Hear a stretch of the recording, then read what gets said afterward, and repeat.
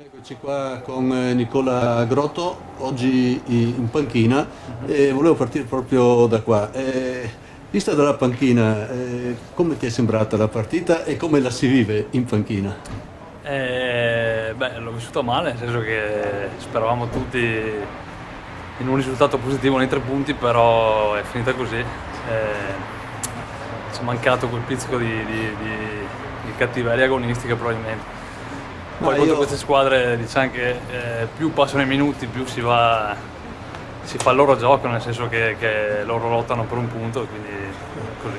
forse più che cattiveria è mancata anche un pizzico di fortuna perché insomma siamo Anche andati sì. vicini parecchie volte, però è da dire anche che loro non hanno rubato nulla, sono andati per prima in vantaggio e qua se non si riesce subito a concretizzare diventa tutto più duro e più difficile. Qualcuno dice 2 punti persi, ma l'importante invece è proprio non perdere perché si rischia anche magari in contropiede prendere il gol.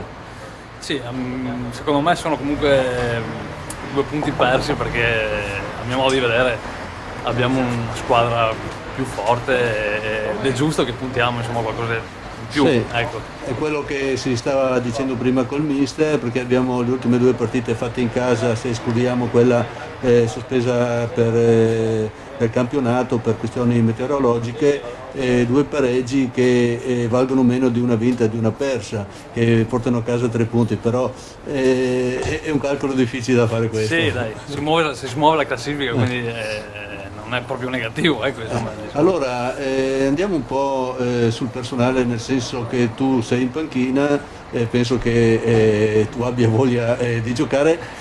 Come sei in condizioni fisiche e cosa ti aspetti da qua in avanti il campionato per la tua posizione?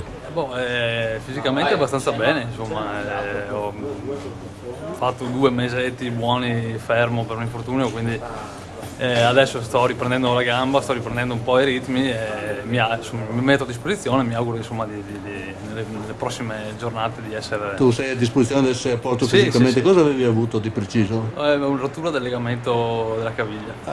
Non una cosa No, facile, semplice, anche dolorosa diciamo. è abbastanza rognosa, sì. Allora chiudiamo guardando in prospettiva, domenica prossima penso che il mister almeno l'ha già anticipato, andrete a caccia dei 3 punti con fame, fra virgolette, tu sei dello stesso avviso? Sì, assolutamente. Ogni domenica deve essere una finale da qui alla fine. Perciò voi siete belli carichi e pronti. Assolutamente, bisogna.